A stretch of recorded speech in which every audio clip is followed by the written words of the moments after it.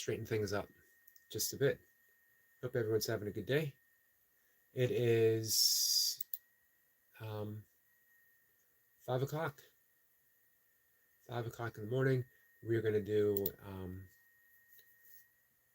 a little reading from A Course in Miracles. This is going to be Chapter 9. Chapter 9, I read from Chapter 9 yesterday. Chapter 9 has been a big um, uh, source of inspiration for me for the last few days. As I mentioned before, my um, my recent practice with the Course in Miracles has been going through the workbook lightly, not holding myself specifically to strictly to the lessons each day. Hey, Mira, my friend, how are you? Not ignoring them. I'm working through them, each day, but I'm um, not being overly strict with myself. I did that in 2008 when I very first worked all the way through the workbook and the text. After 2008, 15 plus years of studying, finally dedicating myself an entire year doing the workbook, doing the text, or reading, studying the text. Mir says, hello, Sir Yogi, good morning, and I'm good. I'm glad to hear you good, my friend. Hope you're having a good day. I know you're a little later in the world than I am. I'm just getting a start. And then, I practice the course. The course has been part of my life since I first picked the book up. But it was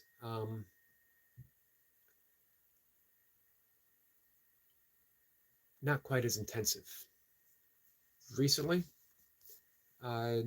several months ago, hi Goldie, Vamp says, hi there lovely people, hi there lovely Vamps. It was recent that I got the urge to, let's call it the call, to deeply, deeply re-immerse myself back into A Course in Miracles, but less with the workbook as the text, allowing the message from the text to unfold. Mir says, Sir Yogi, have a beautiful day. You too, my friend. And says, hi Goldie, how are you, sister? So I've taken a very intuitive approach with my practice of A Course in Miracles, where each day, pretty much each day, I will just let my fingers guide me to the exact words that I need. And the way it works, the way it seems to work, is that the message is within me and I just find it through the book. And it almost always seems the perfect message for me. Probably the past week, it's been chapter 9. Hey, Jace, we get a poop howdy from Jace. Vamp says, I'm good, I'm at work. And how are you, brother? Mir says, my sister, work, work, work.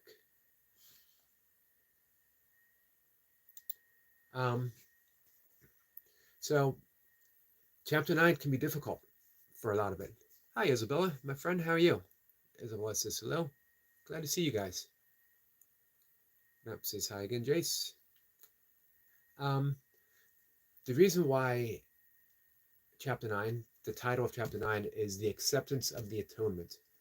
The atonement is the acceptance of what is at hand right now. Not something that's coming, but right now. It's total forgiveness. It is at once being in the world, but not of it. Again, total forgiveness, the acceptance of absolute love, unconditional love. In section 4, it is the Holy Spirit's plan of forgiveness. This is difficult. It might be maybe the most difficult aspect of the entire Course in Miracles, because it is asking us for a total reversal of how we perceive forgiveness. We perceive forgiveness as looking at error and then forgiving. I forgive you because, I forgive you for, I forgive you even though, which of course isn't the Holy Spirit's way of forgiving as well. It wasn't the way Jesus forgave from the crucifixion, from the cross. He said, "Forgive them, Father, for they know not what they do." He saw the original innocence, which is amazing to me. The first principle of Buddhist psychology is seeing the inherent nobility within everyone, within you, within me. When you see the inherent nobility or the original innocence, or they do not what they do, forgiveness comes easy because you're looking past, you're overlooking the error and seeing the innocence from which that error has come forth. No one seeks to sin. No one seeks to do something so um, hurtful that they can't be forgiven for. It's the illusion of who they think they are that hurts. So when we see past that, so enough of my words. This is from A Course in Miracles. To forgive is to overlook. Look then beyond error, and do not let your perception rest upon it, for you will believe what your perception holds. Accept as true only what your brother is, if you would know yourself. Perceive what he is not, and you cannot know what you are, because you see him falsely. Remember always that your identity is shared, and that it is sharing, it is reality, and that its sharing is its reality. So if we are sharing our misperception, that's what we have. Then we live in a world of misperception. To forgive is to overlook. We look beyond error to innocence. That's forgiveness. That's why it's so hard to forgive. When people say, I'm not ready to forgive, or this was too much for me to forgive, or whatever, because we were trying to forgive with the ego. We're not handing it over to the Holy Spirit and saying, it's too much. I can't do it. My ego cannot forgive. Who I believe myself to be, which is a false identity, cannot forgive, or refuses to forgive, or will not forgive. However, we turn it over to the Holy Spirit, which is our true essence of who we are, our original voice, and everything is already instantly forgiven. The Holy Spirit perceives no error. That's why we turn everything over to the Holy Spirit. If you don't like the term Holy Spirit, let's use the word Tao. We turn it over to the Tao. You don't like the word Tao, let's use the word Krishna. Better yet, let's get rid of all the concepts, all the labels, and simply say love. I turn it over to love. Love holds no grievances. Love holds no conditions. Love simply is, all accepting, all embracing. I cannot forgive.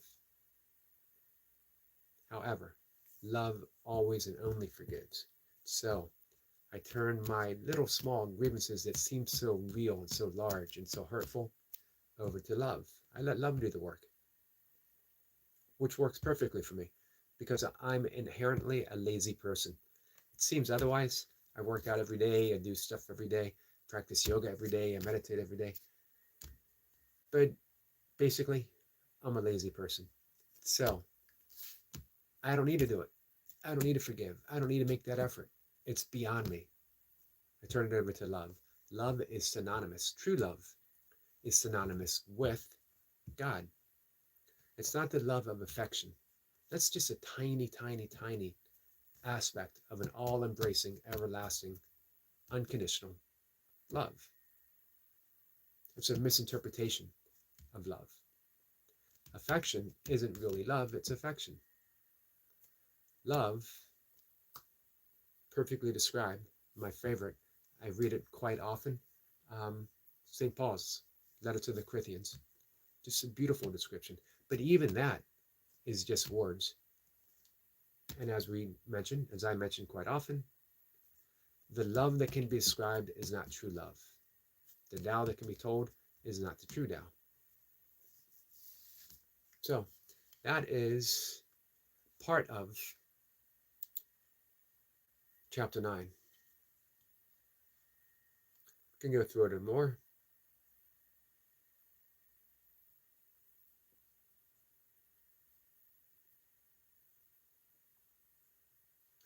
I'm going to just skim through it real quick. That was just a little tiny section. Just seeing if anyone else is here. Jace is talking about his father, says he is back home. And okay, thanks. That's awesome to hear, Jace. Mir says blessings and prayers for the health, Brother Jace.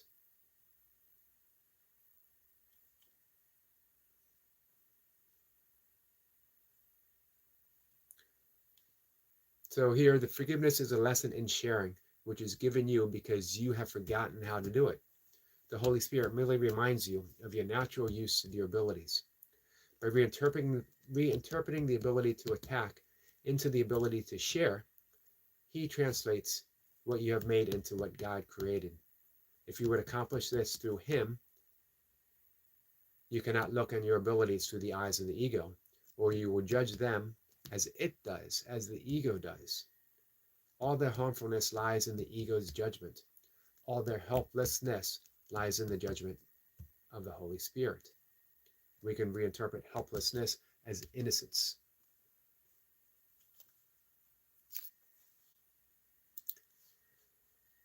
So, all right, guys. That's it for the day. 5 a.m. live stream. Appreciate you guys joining me. Let's see, Isabella. Thanks for stopping in, my friend. It's always nice when you do. As well, it's been a few days since we've hung out with our friend Vamps. I appreciate you coming in.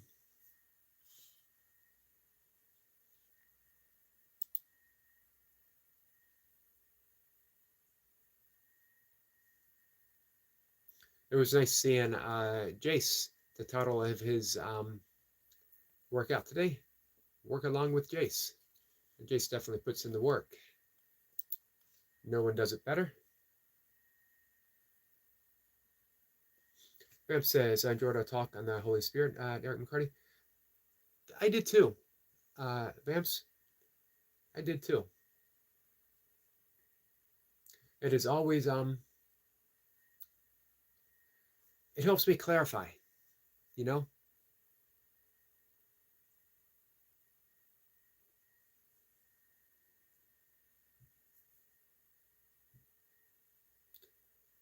Vamp says, hi there, lovely Isabella.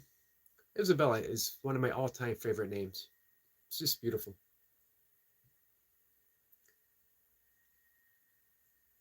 Como esta, Isabel? Hey, Mir, do you speak Spanish, my friend? Jay says, Mir, he is back home. I read that. Jay says, Yogi changed my title this morning. Numbers dropped a lot. We'll try the old title this afternoon. Gotcha. Weird how that happens. You just never know what's going to be a trigger.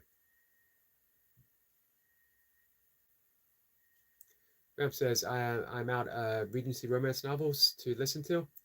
Clean ones that don't detail more than kissing. Well, I hope some new ones come along your way. It's been several months since I've read some fiction. I'm gonna have to look for some. My mom enjoyed mysteries. I'm not a big mystery fan. They're okay. I don't mind suspense. I like the Robert B. Parker novels. He passed away, but other people have continued his work. The Spencer novels, they're pretty good. I like the C.J. Box novels, mysteries, as well as Robert Johnson, Craig Johnson. Robert Johnson is was Jungian psychologist who worked with shadow work.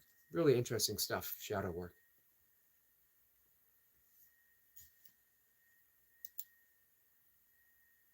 But fiction gives our mind a nice rest, you know? Not always overloading it with material.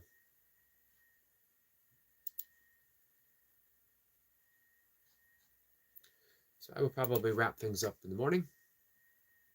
go out and take my walk. Maybe end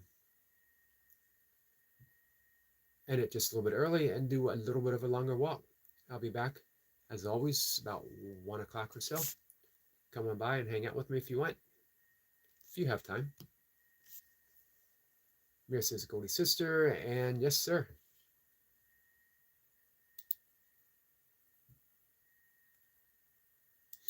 All right, so with that, anyone has any thoughts on the process of forgiveness, let me know.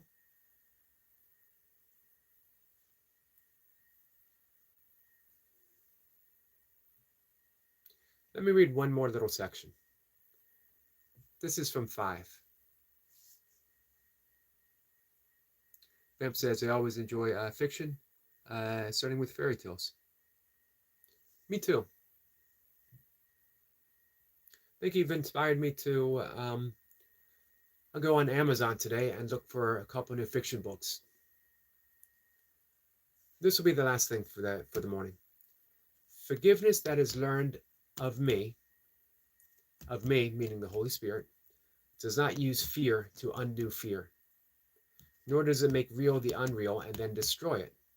Forgiveness through the Holy Spirit lies simply in looking beyond error from the beginning and thus keeping it unreal for you. So from the very beginning, we see innocence. And that makes forgiving so much easier. If from the very beginning, we look and see hurt, if we look and see the unforgivable, well, I can't forgive this, it becomes difficult. But from the very beginning, if we realize the illusory nature of hurt, illusory nature doesn't mean the effects aren't felt and felt deeply, that wounds don't need to be healed. It means the illusory nature means that in ultimate reality, the reality of love, only love is real. Nothing unreal exists. Therein lies the peace of God. So with that thought, thank you guys for hanging out with me. I will see everyone later this afternoon. Thanks again. Goldie, thanks for the inspiration. I'm going to spend some time later this morning, and at least one. I'm going to treat myself. I'm going to buy one book of fiction that I've been putting off and putting off. Thank you. Guys, I'm going to see everyone later. Take care.